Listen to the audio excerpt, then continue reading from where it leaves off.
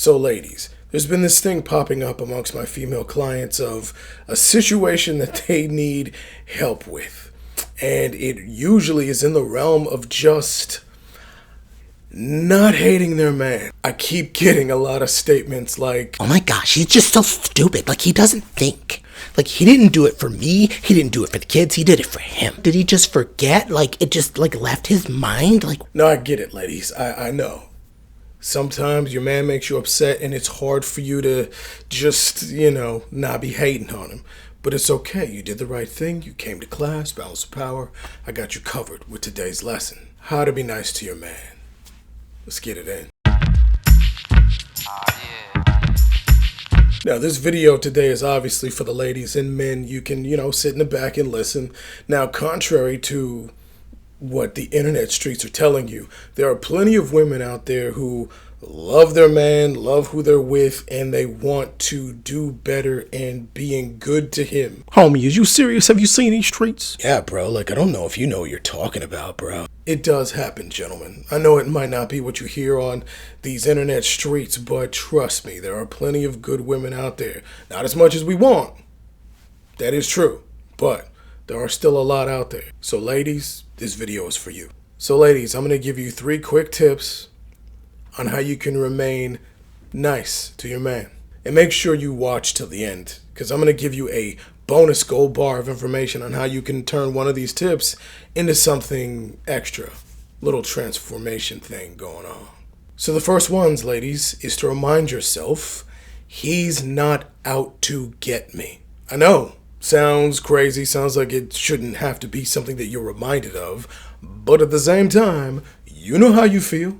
You know what it is when he's annoyed you, done something that you told him not to do, or he's doing something that he didn't ask you about and he's just making moves or doing things, and you feel almost like it was intentional. Almost like he's going out of his way to harm you, like that was his goal. It is in these moments, ladies, that you need to say this in your head. He's not out to get me. We're on the same team. Those kinds of statements you need to tell yourself over and over and over again, like a record skipping and playing in your head. He's not out to get me. He's not out to get me. He's not out to... Just say it. Because, ladies, despite what your emotions are telling you in that moment, 75 to 85% of the time when he's doing something that annoys you or something that just make you, he's not doing it intentionally to hurt you. So that leaves 20 to 25% of the time where that's a possibility. You could be in a fight. It could just be something where he isn't caring about you in that moment. And that's a generous amount. Most of the time it's happening because of other factors. Now, the list of factors is long, but I want to at least give you one that you might not have heard before. And that is, oftentimes when we are making you mad and you think we're not thinking about you, we are thinking about you. It's just that we're having to choose between you and you. Where, ladies, sometimes, A lot of times. sometimes, All the time. you want things that are opposite. Sometimes you have told him to not help you with the groceries, but then you get mad when he doesn't help you carry groceries into the house. So the next time you're carrying bags and he rolls up on you to help you and then you get mad at him, he's just going to look confused and you're going to be upset thinking that he's not listening when really he's listening too much. And that might not be all the reasons. Like I said, the list is long, but the point is sometimes we're choosing between you and you. Number 2, remind yourself that his differences are useful. Now, ladies, I know you have been told since birth that how you do it is the right way, that you're the more logical, that you can multitask, that you're smarter, you're faster, you're stronger, you're better. No. Not saying that you're not better in some ways. I'm just saying that it's really individual. It's not like all women are smarter, better, faster than all men. That's just crazy. I kind of think that we are. Nah, girl, that's just crazy. The point is, ladies, you need to just remind yourself when you see differences between the two of you, whether he's putting something in this cabinet versus that cabinet over there, that there's a reason as to why he's doing it. That his differences have a purpose, have a use. It's not just him being stupid. It's not just him being a man and he doesn't think the way that you do and so therefore it's wrong.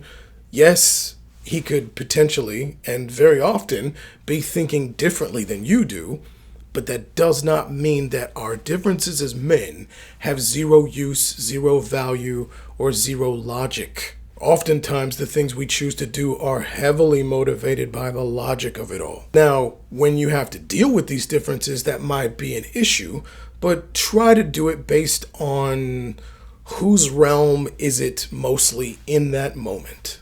To give an example of what I just said that sounds crazy, basically, let's say he has moved something from one side of the kitchen to the other side. He's moved the blender from this cabinet over to this cabinet. Now, the first part of this is to remind yourself, like we said, his differences are useful. So don't automatically think that he's stupid or write him off like, oh, he's dumb. He did it wrong. It doesn't mean automatically that it's wrong. Ask him, find out why he moved it or what's going on. Now, in your defense, when you ask this question, because I'm going to prepare you right now, ladies, a lot of the time, we have no idea how to answer that question. We don't know why we did it. And that's the thing that makes it hard for us to convince you that we're not dumb, is that we do so many things on autopilot and we have already decided in the back of our head, like weeks ago or whenever we made the move, we knew then why we're moving it. But after we're done with that mission, the information is no longer useful to us, so we let it go. We no longer remember why, we just know that we had a reason when we did it. And so when you ask us, why'd you move it over there? You get the response that makes us sound like a doofus. You get, I don't know. So yeah, we'll be doing things left and right, and we don't know the answer. But just know to yourself, his differences are useful. He probably had a purpose. But how you decide if you're going to keep it where you had it or keep it where he has it, whose realm is it? Meaning, in the kitchen, who's doing most of the cooking? Who's spending most of the time in the kitchen? Is it you who's doing most of the cooking? If that's the case, then maybe we do what you want and keep the blender over here. But if he's the one doing most of the cooking, it's basically his kitchen, he's running things, why don't you let the man put the blender where he wants to put the blender? He might not be able to tell you right away why, but I bet you money, because it's happened to me so many times. I do not remember why I made a decision. Some woman will ask me a question of like, why you do this or why you do that? I don't know, girl. Like, why? I just want a sandwich. I can't remember why I put the knife over here, moved the drawer over here. But the moment I do what she wants, and then I go back to do what I need to do, then I'm like, oh, snap, yeah, now I remember, because having it over here either is more dangerous because the knife comes out and that drawer is broken, and so the knife drops and I almost cut my foot off, or it's something where it's just more efficient because over here is usually where I blend up smoothies, so it makes sense to have the blender right here because I take it out and the plug is right here. You never know why. So ultimately, ladies, just understand that his differences have a use.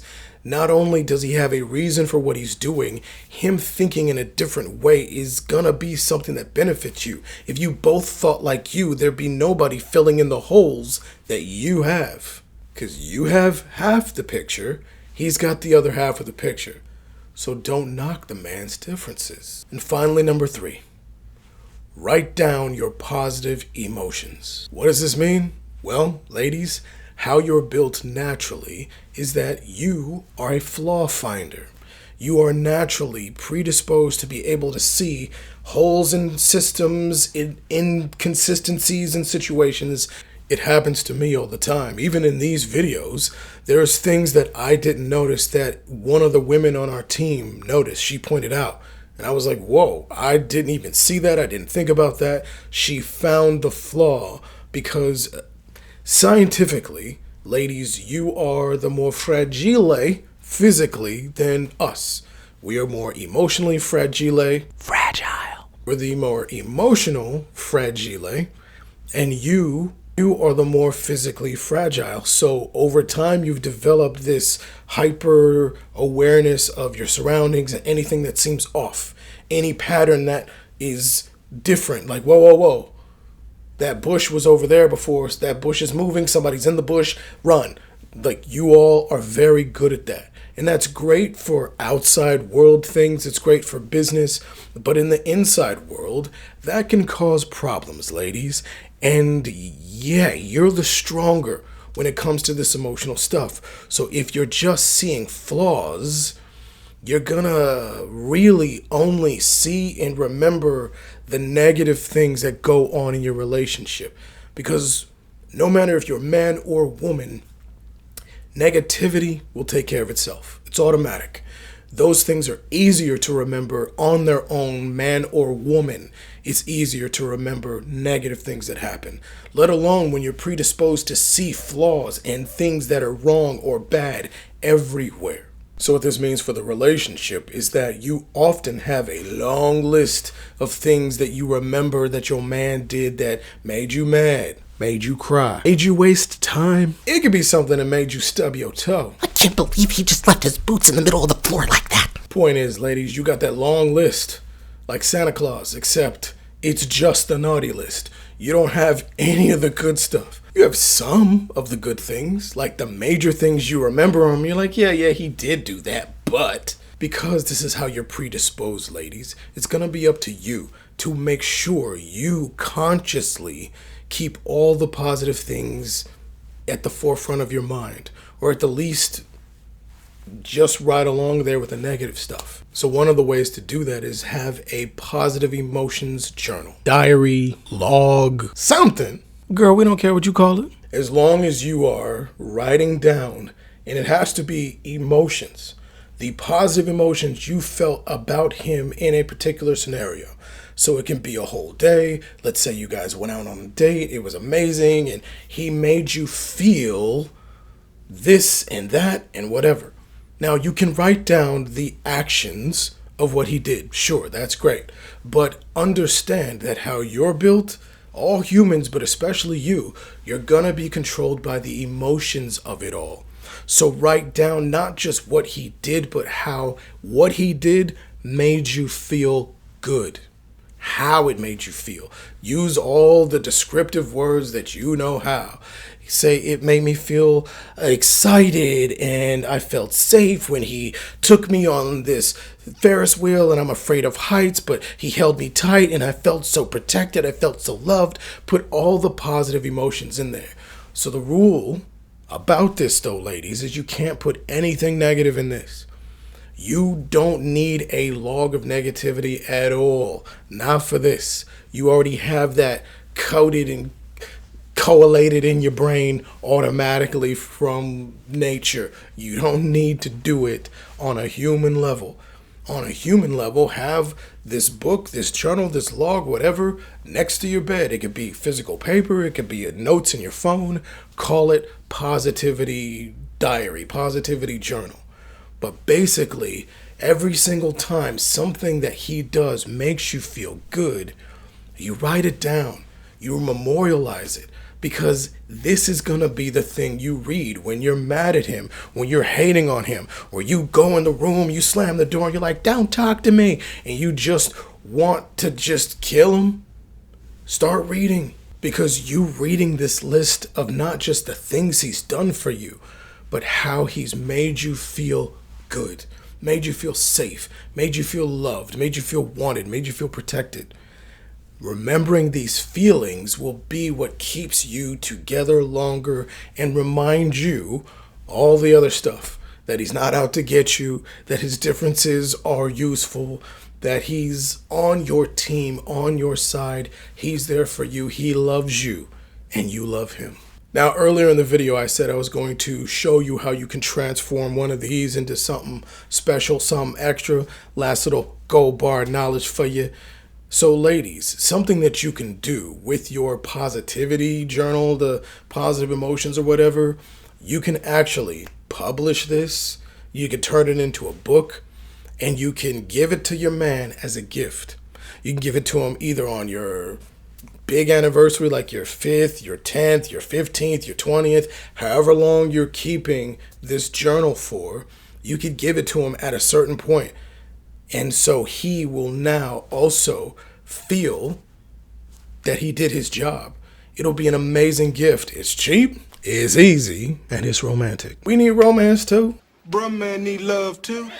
Because when he reads this, ladies, he's going to hear how you felt, how he was able to get you to feel loved, protected, wanted, whatever. Over the years where he's like, wow, all I hear her is like telling me all the negative things and the bad things. I didn't even know she liked me like that. You have no idea what that will do for your man's everything. Because again, internally, we are soft little babies. We need the love, you know. We need help.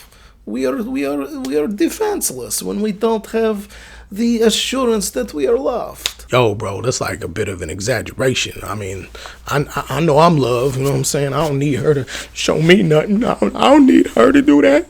Either way, ladies, these 3 tips are things that you can use to keep yourself in check, to keep yourself positive, and to remind yourself of all the goodness, and just to help keep you two together for when you want to wring his neck. Now that's the end of today's lesson. All right, ladies and gents, you already know what to do. Go ahead and throw thumbs, hit that subscribe button, and especially with this video, if you are a man watching this and you want to make sure your lady hears this, slide this video to somebody who needs to hear this message. Now, I know you love these lessons. Where else you gonna go to hear gold bars and information dropped on you like that? Where else you gonna pick up gold? You gonna come right back here. You ain't going nowhere. Where you going? Nowhere. So come on right back and click on one of these other videos. Get some more learning in. But until next time, no. Deuce, deuce.